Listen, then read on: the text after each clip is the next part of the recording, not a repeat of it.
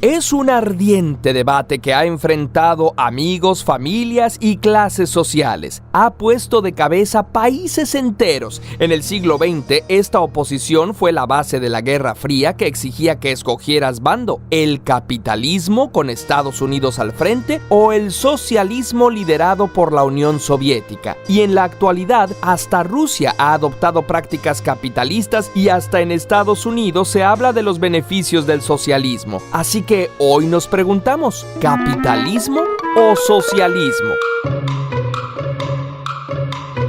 A mediados del siglo XIX, en Europa, sobre todo en Inglaterra, la industrialización estaba en pleno apogeo. Se producía más que nunca, pero al mismo tiempo se explotaba mucho a los trabajadores. Jornadas de 14 a 16 horas diarias, salarios de miseria, trabajo infantil aún peor pagado, aire contaminado y accidentes al por mayor. Y olvídate de seguridad médica o vacaciones. Todo mientras los dueños de las fábricas se enriquecían sin pena alguna. Entonces, un pensador alemán llamado Karl Marx se preguntó, ¿cómo llegamos a esto? Marx había leído a Hegel, quien postulaba que todo progresa a partir del enfrentamiento de contradicciones. Las sociedades también. Cada etapa del desarrollo social llevaba en sí el germen de su propia destrucción y la transformación en la siguiente. Para él, la civilización, por lo menos la europea, había pasado por las siguientes etapas. Comunismo primitivo, una época en la que los bienes escaseaban, todos los que eran capaces trabajaban y a todos los miembros de la comunidad se les repartía según su necesidad. En esta época se desarrolló la agricultura y otras técnicas que permitieron conservar y acumular bienes, lo que llevó a la segunda etapa, esclavismo. Por primera vez se dividen las clases sociales, las que trabajan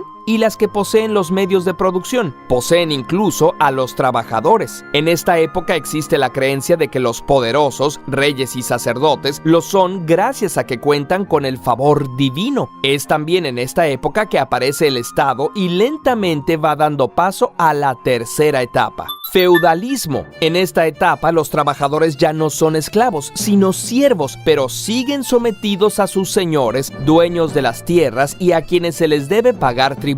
Al final del feudalismo, gana dinero y poder una clase social de artesanos y comerciantes que habitualmente vivían en villas o burgos cercanos a los feudos. Marx los llama burgueses. Los burgueses empiezan a asociarse y a juntar su dinero para crear empresas y financiar negocios más grandes, como viajes arriesgados. Estas empresas se llaman sociedades por acciones y al dinero reunido con el propósito de que crezca se le llama capital. Por otro lado, se promueven las ideas de libertad, democracia e igualdad, lo que da origen a grandes revoluciones como la Revolución Francesa, donde la nobleza y el clero pierden el poder, o hasta la cabeza, y quienes ahora tienen la autoridad son los dueños del capital, los capitalistas. Las tierras, antes propiedad de los nobles o de las comunidades, se privatizan. Las ideas de la Ilustración traen un gran desarrollo tecnológico e industrial. Muchos granjeros y campesinos quedan en la pobreza y emigran a las ciudades para trabajar en las fábricas. Así es como surge la cuarta etapa, el capitalismo. El capitalismo es explicado y defendido por economistas como Adam Smith, y sus principales características son: las tierras, herramientas y fábricas, o sea, los medios de producción, no están en manos del Estado o de las comunidades, sino que son propiedad privada. Hay libertad de mercado. Todo mundo tiene derecho de comprar y vender lo que le apetezca, incluido el propio trabajo, y de negociar los precios según les convenga. Aquí se habla de la mano invisible del mercado, la idea de que las acciones económicas individuales, aunque parezcan egoístas, contribuyen al bienestar de la sociedad en su conjunto. El ideal capitalista es, por lo tanto, que las leyes y el Estado intervengan lo menos posible en el mercado.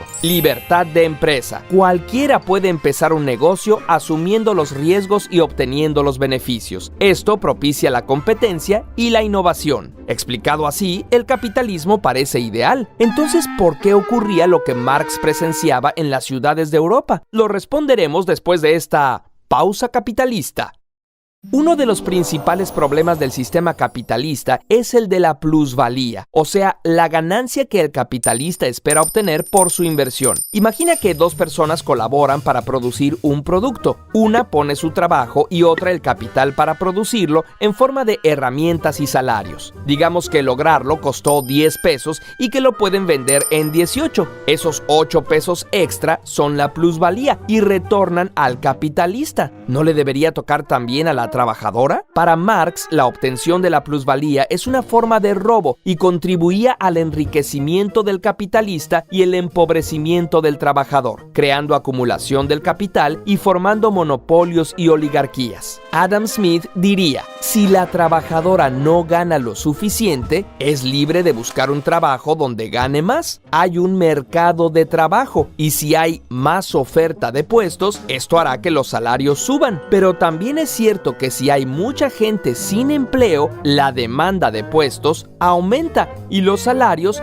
bajarán. ¿Será que el desempleo le conviene a los capitalistas? Una de las contradicciones del capitalismo es que si llega a haber tanta gente tan pobre que no puede comprar ni lo que produce, ¿quién va a comprar las cosas y cómo va a crecer la economía? La otra es que el capitalismo supone un crecimiento ilimitado de las corporaciones. Sin embargo, los recursos del planeta son limitados y no puede proveer de materias primas ni procesar la contaminación de manera infinita. Y para rematar, ¿de dónde sacaron los capitalistas ese capital inicial? La mayoría no trabajó por él, simplemente lo heredaron. A Marx le parecía que la herencia por sí sola hacía de la competencia justa una falacia. Unos siempre empezaban con más recursos que otros. Para Milton Friedman, el único sistema que aseguraba la libertad era el capitalista, a lo que Marx respondería: ¿qué libertad puede tener quien nada posee? Por todo esto, a Karl Marx y Friedrich Engels les pareció que el capitalismo era fundamentalmente injusto y que, como los sistemas anteriores, tendría que cambiar.